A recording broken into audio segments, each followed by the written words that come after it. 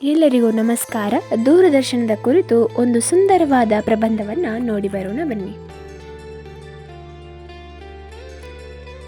ದೂರದರ್ಶನ ಪೀಠಿಕೆ. ದೂರದರ್ಶನವು 20ನೇ ಶತಮಾನದ ಮಹತ್ವದ ಆವಿಷ್ಕಾರಗಳಲ್ಲಿ ಒಂದಾಗಿದೆ.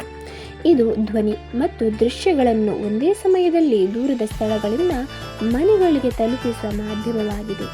ಶಿಕ್ಷಣ, ಮಾಹಿತಿ, ಮನರಂಜನೆ ಮತ್ತು ಸಂಸ್ಕೃತಿ ಪ್ರಸಾರದ ಕ್ಷೇತ್ರಗಳಲ್ಲಿ ದೂರದರ್ಶನ ಮಹತ್ತರ ಪಾತ್ರ ವಹಿಸಿದೆ.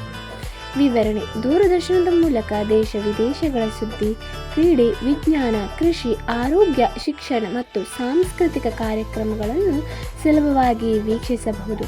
ಶಾಲಾ ಮಕ್ಕಳಿಗೆ ಪಾಠಾಧಾರಿತ ಕಾರ್ಯಕ್ರಮಗಳು, ಸ್ಪರ್ಧಾತ್ಮಕ ಪರೀಕ್ಷೆಗಳ ಮಾರ್ಗದರ್ಶನ ಹಾಗೂ ಶೈಕ್ಷಣಿಕ ಚರ್ಚೆಗಳು ಸಹ ಪ್ರಸಾರವಾಗುತ್ತವೆ.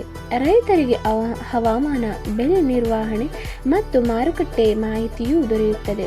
ಆದರೆ ದೂರದರ್ಶನದ ಅತಿಯಾದ ಬಳಕೆ ಹಾನಿಕಾರಕವಾಗಬಹುದು. ಹೆಚ್ಚು ಸಮಯ ಟಿವಿ ವೀಕ್ಷಿಸುವುದರಿಂದ ಓದಿನ ಮೇಲೆ ಪರಿಣಾಮ ಬೀಳಬಹುದು, ದೈಹಿಕ ಚಟುವಟಿಕೆ ಕಡಿಮೆಯಾಗಬಹುದು ಮತ್ತು ಕಣ್ಣಿನ ದಣಿವು ಉಂಟಾಗಬಹುದು. ಕೆಲ ಕಾರ್ಯಕ್ರಮಗಳು ಮಕ್ಕಳಿಗೆ ಅನುಚಿತವಾಗಿರುವ ಸಾಧ್ಯತೆಯೂ ಇದೆ. ಆದ್ದರಿಂದ ಪೋಷಕರ ಮೇಲ್ವಿಚಾರಣೆ ಮತ್ತು ಸಮಯ ಪಾಲನೆ ಅಗತ್ಯ. ಇಂದಿನ ಕಾಲದಲ್ಲಿ ಸ್ಮಾರ್ಟ್ ಟಿವಿ, ಡಿಜಿಟಲ್ ಪ್ರಸಾರ ಮತ್ತು ಇಂಟರ್ನೆಟ್ ಆಧಾರಿತ ಸೇವೆಗಳ ಮೂಲಕ ದೂರದರ್ಶನ ಮತ್ತಷ್ಟು ವ್ಯಾಪಕವಾಗಿದೆ. ಆದರೂ ಅದರ ಮೂಲ ಉದ್ದೇಶ ಜನರಿಗೆ ಮಾಹಿತಿ ಮತ್ತು ಜ್ಞಾನವನ್ನು ತಲುಪಿಸುವುದೇ ಆಗಿದೆ. ಉಪಸಂಹಾರ: ದೂರದರ್ಶನವು ಸಮಾಜದ ಅಭಿವೃದ್ಧಿಗೆ ಉಪಯುಕ್ತವಾದ ಶಕ್ತಿಶಾಲಿ ಮಾಧ್ಯಮವಾಗಿದೆ.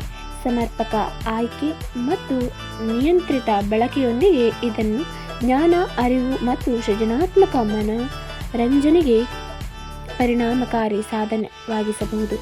ಉತ್ತಮ ಕಾರ್ಯಕ್ರಮಗಳನ್ನು ಆರಿಸಿ ಮಿತವಾಗಿ ವೀಕ್ಷಿಸಿ ಎಂಬ ಅಭ್ಯಾಸವೇ ದೂರದರ್ಶನದ ನಿಜವಾದ ಪ್ರಯೋಜನವನ್ನು ನೀಡುತ್ತದೆ.